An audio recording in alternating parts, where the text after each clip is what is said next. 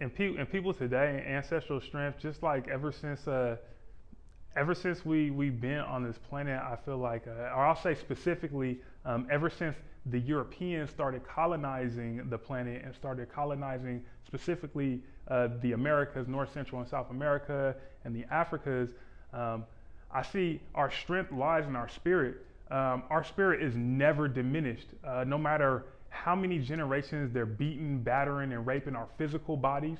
No matter where they take us from, no matter where they place us, our spirit still reigns supreme. You know, it's still strong. You can hear it in the way we speak. You can taste it in our food. You can hear it in our music. You can see it in the amount of love that we have with each other, and how we're able to continue to create community and to hold on to community throughout this evil world. Ceremony. Ceremony is the only way. Your prayer. You want to call it meditating, thinking, however you want to translate this language. It's a universal consciousness.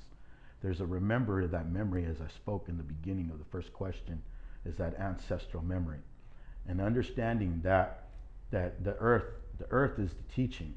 The earth teaches us, the animals taught us. The adapting is, see, the psychological compound of the warfare through the comfortableness of Stockholm syndrome is what they call it, and how it is desensitized this everything, the desensitization of everything, from identifying ourselves as political, identifying ourselves as an American, identifying ourselves as not a people. First and foremost, we're a people. The people with that we reflect on are shapes of minerals, metals, liquids of the earth. We are the components. So this type of reality that we're forming into a conscience, we have to inspire. There's the only way to do it is to lead our people. Give our people this. Give our people something. Because there's so much that has been lost. They're the ancestors. The ancestors endured many, many areas of eradication, hostile conditions, of genocide, torture, and prison systems, animal conditioning. This is all the same format of oppression that has been inflicted with the craft of technique.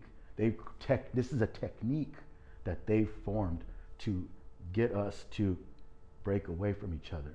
The unity is everything. The unity is only going to be happening if we help our people.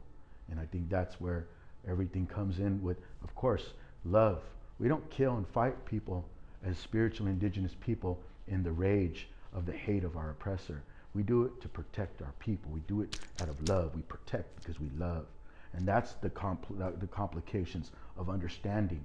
And that's where the system has put a control on that. You know, every other country has a way to resist and revenge and whatever it is to overturn this type of monster. Here in America, this is designed. We're a designer now. It's a designer drug. There's designed in our living conditions. Everything that we live, we're desensitized when we don't have a place to go, which is the land. Only way you can help heal your people is by taking them back to the land. The city has been constructed, and it's like a beacon, because all the relocatees, all these relatives displaced keep coming here like a beacon, and it keeps on. And now you got semiconductors that are being built all through here. AI is this is where it's at. This is where it's at. This is where it was created. Apple, Adobe, PayPal, Netflix, Instagram, YouTube, everything on your phone, every technology, Hitachi, the bombs over there that are being formulated because of the uranium, the silica that is into the hard drives, the mercury, everything is from the land.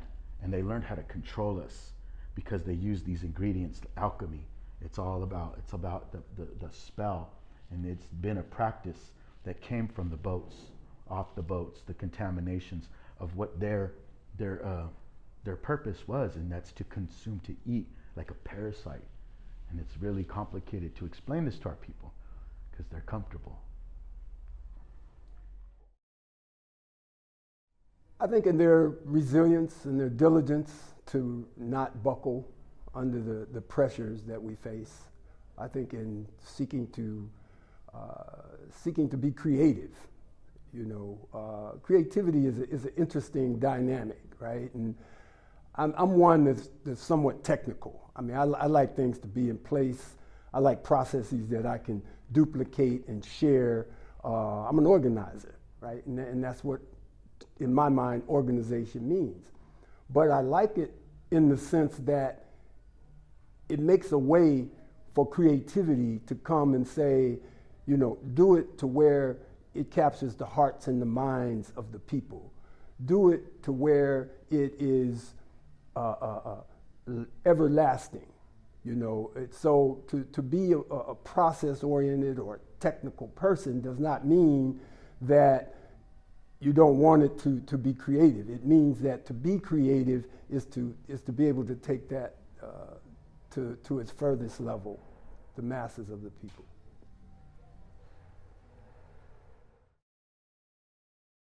I see ancestral strength showing up in people who are engaging in those ancestral ways. So I can talk about it being spiritually, whether you are part of a religion or not, your spirit will ensure that you engage in things in an appropriate way. So when you see people walking down the street, you see an elder walking across the street and he or she is struggling to get across the street, and you stop what you're doing to help that elder across the street, you tapping into your ancestral spirituality. Now, if we're talking about the mind, the way we think, the way we study, the way we research, when we're researching and studying and thinking in a way that's beneficial for our people as a whole, that interconnectedness, then I see it that way. And we're talking about physically, the way we train. We're talking about self-defense. We go in there to train. We're training to defend ourselves and also defend our people. The way we eat, we're engaging in the eating that's ensuring that we be strong, we be solid people, that we're not taking the cemetery from the grocery stores and bringing them into our refrigerators. The way we engage in edutainment, we're not just going out there to have fun. We may go paintball shooting, we may go to the park and play, yet everything is a part of our training.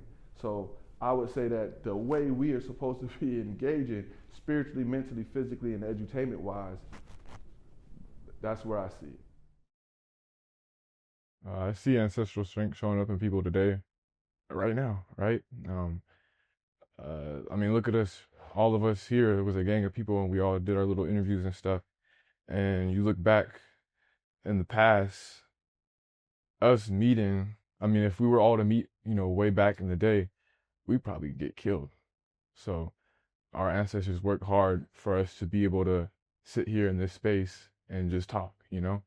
And then you look around the world, and it's just folks are fighting back. You know, they're not just, you know, getting pushed down and being, you know, we're oppressed, but it's not like we're super duper oppressed and like everything's just so like black and white. You know, there's color in the world. And so, like I said, just seeing all that, everybody pushing together and making things happen, even if it's a little bit.